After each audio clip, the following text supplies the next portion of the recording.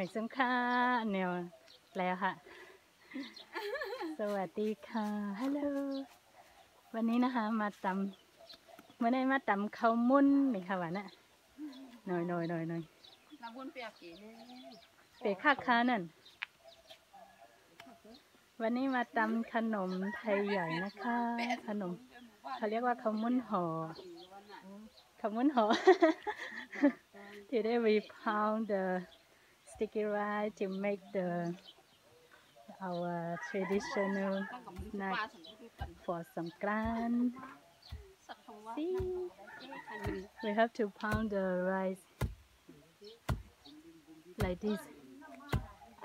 to make the flour. นี่นะคะต้องตำตั้งแต่เป็นเมล็ดจนถึง แล้วก็ทำให้มันเป็นแป้งก่อนค่ะทำเป็นแป้งแล้วก็ค่อยมานวดจะมาให้ดูอีกทีนะคะ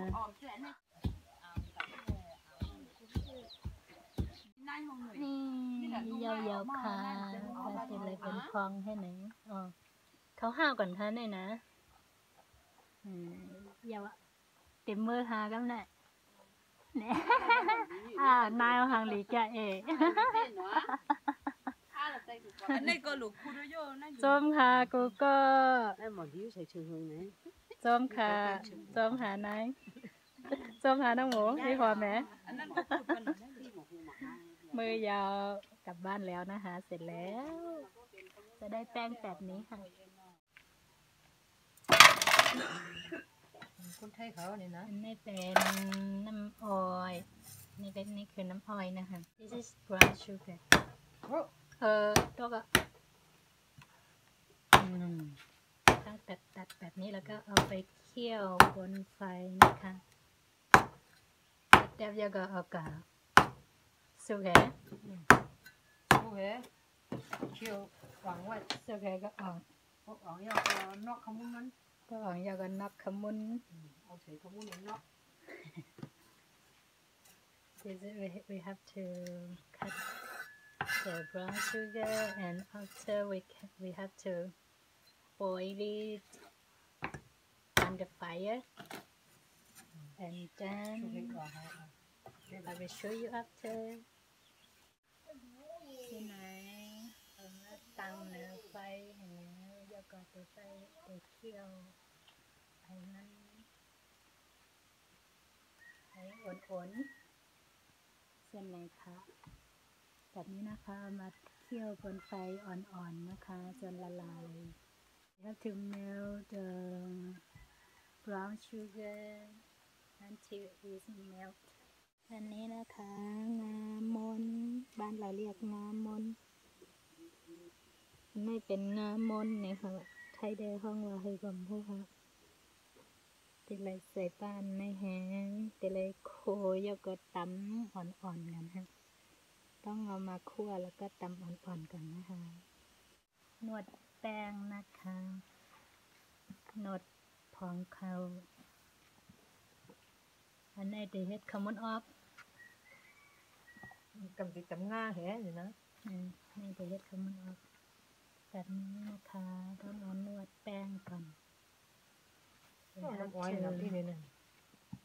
You have to do like this with the flour. We put only water.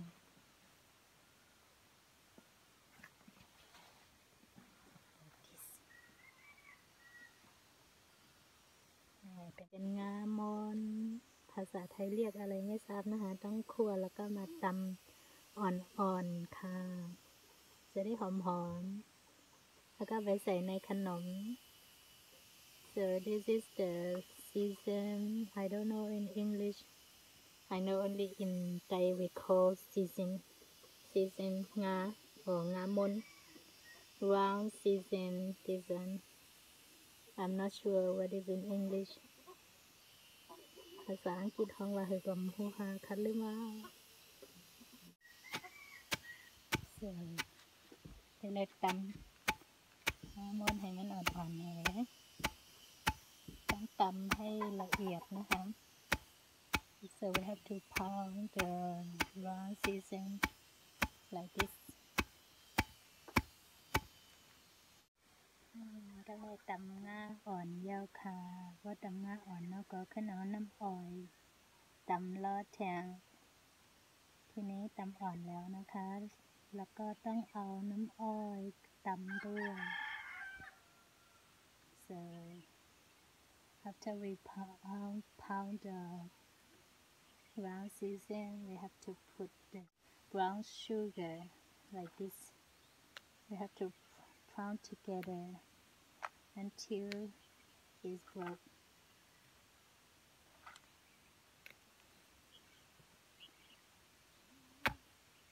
like this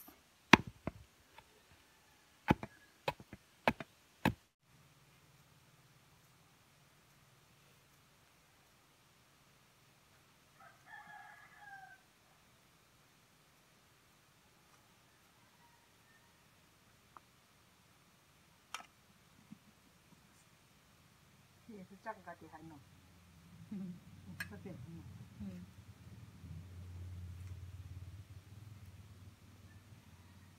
ลงเลยมันหอมลงไปเฮือนนะดอก คือวันหอมกันเลย ลงไปเฮือนหนึ่งเลยอ่ะ คือวันหนึ่งเลยอันละเรื่อง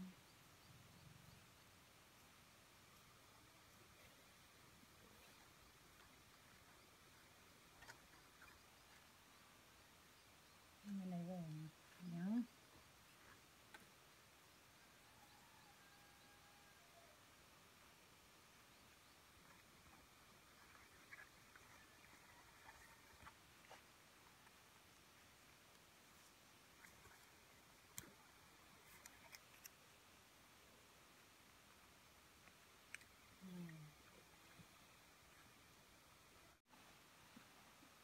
ก็เอามาผสมกันแบบนี้นะคะเอามารอกันให้ไหนแล้วก็โน้ตให้มันเข้ากันเราใส่น้ำเราไหมเนาะ ใช่เรียนออกมาก็ นวดกับน้ำอ้อยนะคะเอาโน้ตซ้อมน้ำอ้อย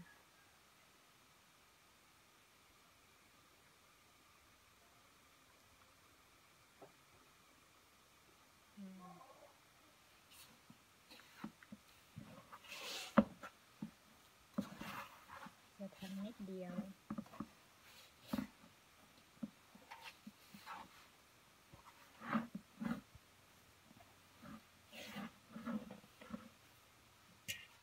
แบบนี้เป็นขมิ้นขมิ้นแหลมอันนี้จะเป็นอีกแบบหนึ่งนะคะขมิ้นแหลม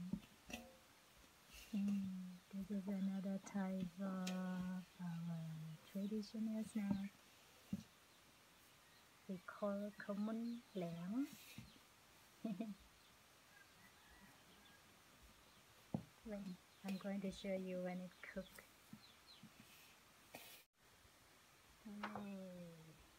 ใส่ให้เข้าใส่ในให้เข้าให้นึ่งเข้าแบบนี้นะคะเอาไปใส่ในหม้อนึ่งข้าวไม่ใช่หม้อนะคะบ้านเราเรียกไหข้าว So after we finish we have to put it in the one that we steam the sticky rice like this แล้วเอามาดังนั้นลง ชูเกอร์ like this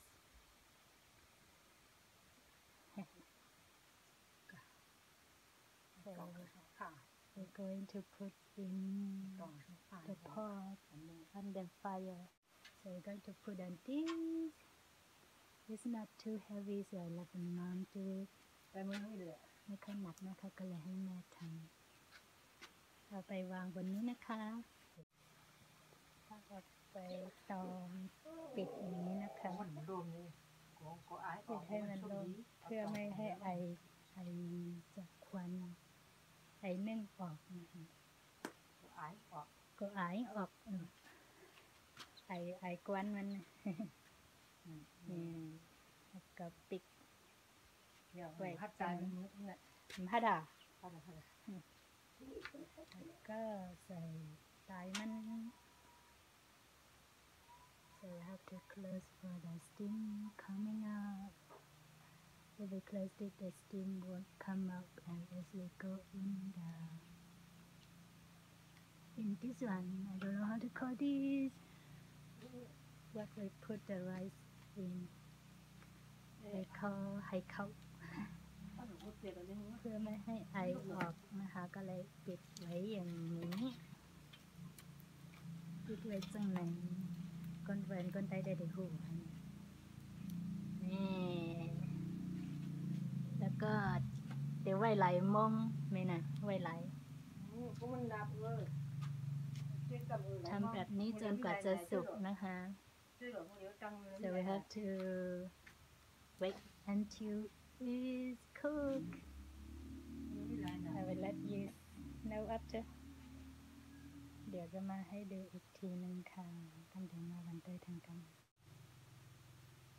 อันนี้ก็เหมือนกันนะคะทำแบบนี้จริงๆเขาตรงนี้จะทาน้ำมันด้วยเด็กๆว่าเป็นมาเพื่อนในติดตั้งน้ำมันนั้นก็จะใส่ล้อในขมุนเหมือนโนดนั่นหนังนี้มันเด่นจัดตอง normally we put the oil little bit oil here in case it will stick with the banana leaf so or you can mix in here a little bit so it won't stick with the banana leaf then we do the same with another one there then put it here because it's not the same นี่สุกยาวสุกแล้วนะคะ so already it's ready see ว้าวน่าอร่อยแบบหวาน looks so yummy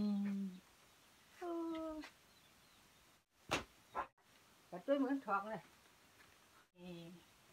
ทองเนี่ย ว้าวอยากหวานจิ๋วใจ โอ้เจียนก็เลยไปเจียนนั่นเจียน อันนี้สำหรับที่วัดอันในตันตาติยอง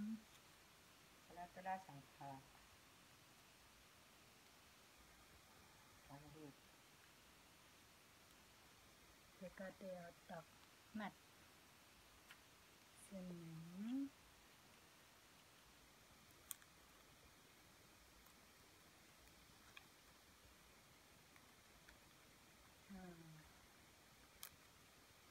อะไรอะแล้วก็ตัดจัดตีเกากวาง นึกย่องเจ้ากัน นี่เห็นว่ากินในตัววิธีปอกเขาเรียกว่าอะไรคะแบบนี้ มีหลักหัวโกกวน โอ้ ฮะอ๋อ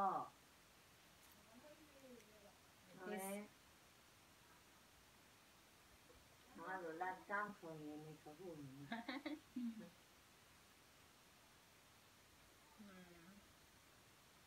สองหัน